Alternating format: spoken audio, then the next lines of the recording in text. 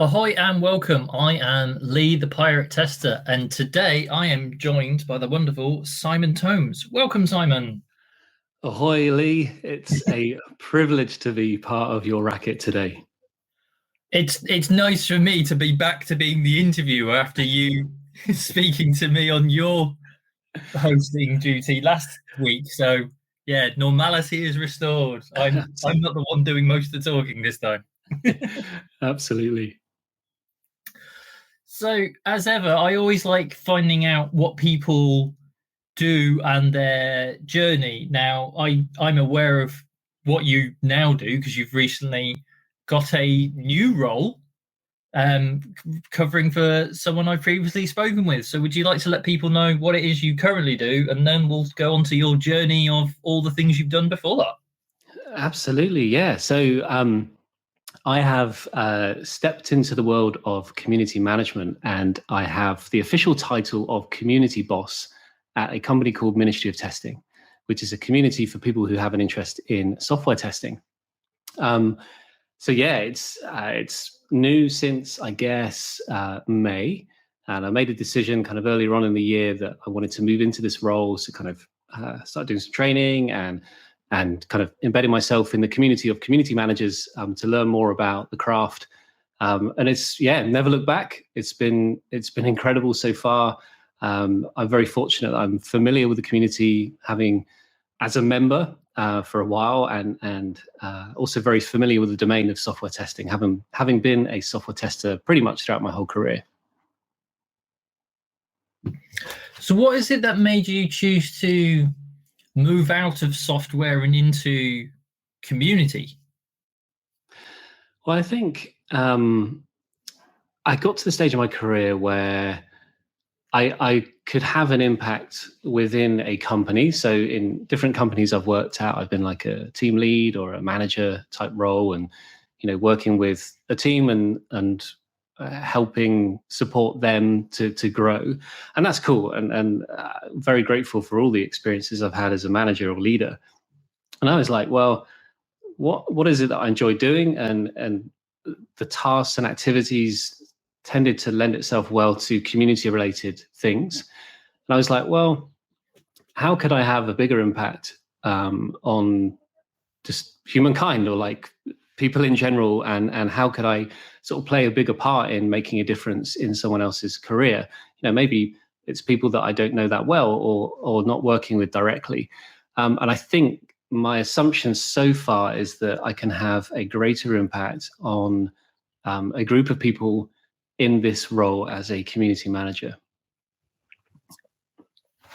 That's quite interesting because it's so it's taking what you've done. So it's not a case of you were unhappy with what you were doing. It's more you felt, was it a case of you wanted a bigger reach than you could? Because when you're in a company, you're like, I can influence this company, these people here, but there's a lot more people than there are in one company.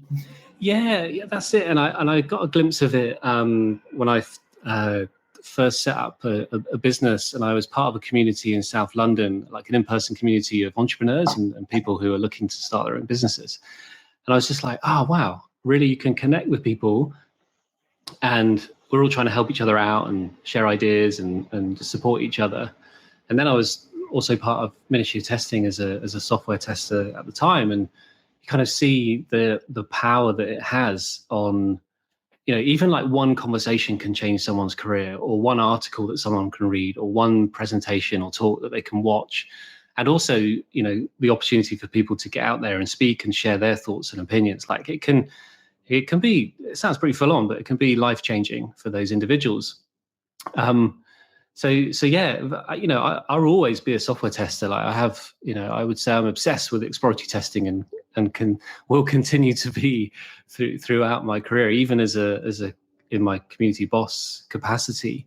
And my passion for testing, I guess it hasn't really changed. It's still me. It's still my identity. It's still what I care for, because I know what impact it has on products and the people that are sort of on the receiving end of those products and services. So I'm just fortunate that I kind of given this opportunity to work in a domain I'm very familiar with, with an amazing community. Like honestly, I'm like totally lucked out. It's amazing. Because as you said, because you would be in the community boss for Ministry of Testing, it's letting you keep.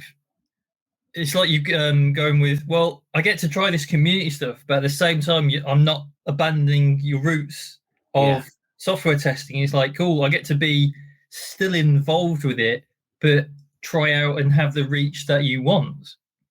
Yeah, absolutely. Yeah, as I say, like it's very fortunate that kind of those things all sort of lined up. Yeah, it's amazing. Have you got any ideas of things you would want to try out that you're able to mention or spoil? Oh, good question. Not what I prepared you for. It's just I came on the phone to me, so I can't go. Sorry, I didn't warn you. No, it's fine. Well, I think I've had. I was having a good chat with Rosie Sherry, who's the co-founder of Ministry of Testing, the company I'm working for or working with, and we were trying to map out a way of helping the role of the community manager make better decisions based on the activities of the community. So we were like toying on the idea of like, if this, then that, so they. And let me give you an example. So I don't know, if a new community member joins Slack, but they don't post a message in the introductions channel, then I don't know, direct message that user to welcome them and suggest that they can post in introductions. So that member feels welcome and they have an idea that they can say hello to the community in an appropriate place.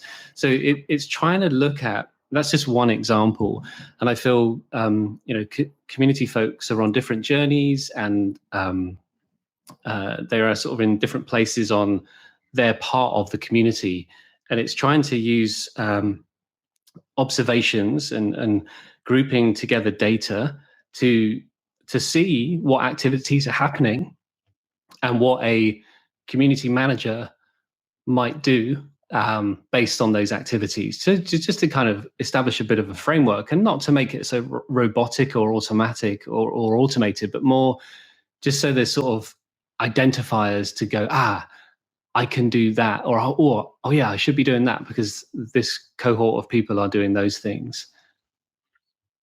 Yeah, because I imagine so using the example of like a new person coming onto Slack, it's making sure that a combination of making sure people are aware of something to join, but then also made to feel that they can participate. So like you don't end up going with, oh God, not more new people. We don't want them, or clicks or anything like that, because I imagine that can always be a complete nightmare. For sure, it's really about identifying, really stepping back to like, what is the purpose of that community? What is the mission? What are the value statements for the community and for the business that it's associated with?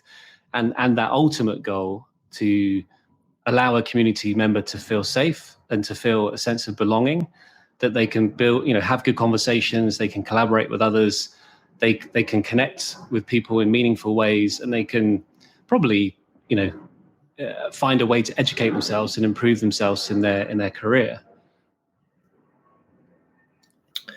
Fantastic. Well, sadly, as we discussed offline, the time is flowing away, so we only have a few seconds left. So, Simon, thank you for being my guest today.